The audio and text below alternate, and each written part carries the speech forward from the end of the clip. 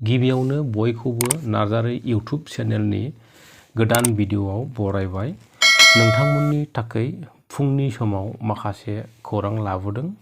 भिडिअ'खौ जोबजासे नायलांनो दाबाव आरो चेनेलाव गोदानब्ला साबस्क्राइब खालामना लानो, कमेन्ट, लाइक आरो शेयार खालामनो गुरैयै खावलायनाय जाबाय। फैदो बिदिब्ला दिनैनि खौराङाव।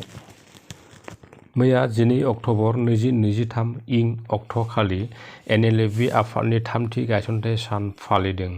उदालगुरि जिल्लानि सिङाव थानाय सनाय डिजिटेड केम्पआव सानसेनि हाबाफारि लाना गाजा गोमजायै खुंफुंदों। NLFBनि थामथि गायसनथाइ सानखौ मैया सनाय डिजिटेड केम्पआव खुंफुंनायखौ ससियेल मिडियानि गेजेरजों नुनो मोननाय जादों। हाबाफारि बादियै फुंनि समाव NLFB आफादनि गाहाय नेहाथारि एन नार्जारी बिथाङा आफादनि फिरफिलाखौ बिरहोयो। बि गायसनथाइ सानजों लोब्बा लाखिनानै बायदि बायदि हाबाफारि खुंफुंनायजों लोगोसे गोबां बर' आफादफोरनि दैदेनगिरि बिथांमोनाबो बाहागो लायो बै थामथि गायसनथाइ सान फालिनायाव।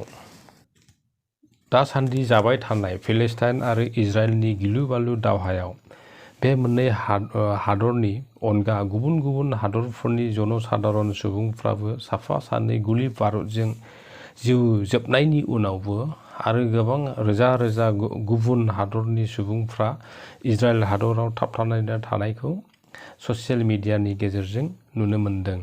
थिग बेबादिनो भारत हादरनिबो 20,000निबो बांसिन इजराइल हादराव थाबथानानै थानाय भारतनि सुबुंफोरखौ मोनसे अपारेशननि गेजेरजों रैखा खालामनो एबा भारतसिम लाबोफिननो बिथांखि लानायखौ मिथिनो मोननाय जादों। बे अपारेशननि गेजेरजों गासै पार्टनारफोरखौ रैखा खालामनो बिथांखि लाबाय। बे बाथ्राखौ फोरमायदों भारतनि गुबुन हादरारि मन्थ्रि एस जयशंकरआ।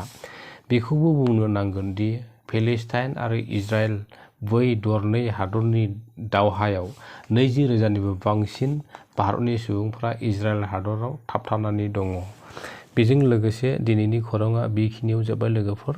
भिडिअ'खौ जोबजासे नायनायनि थाखाय बयनिसिमबो गोजोननाय थाबाय। गोजोन्थों।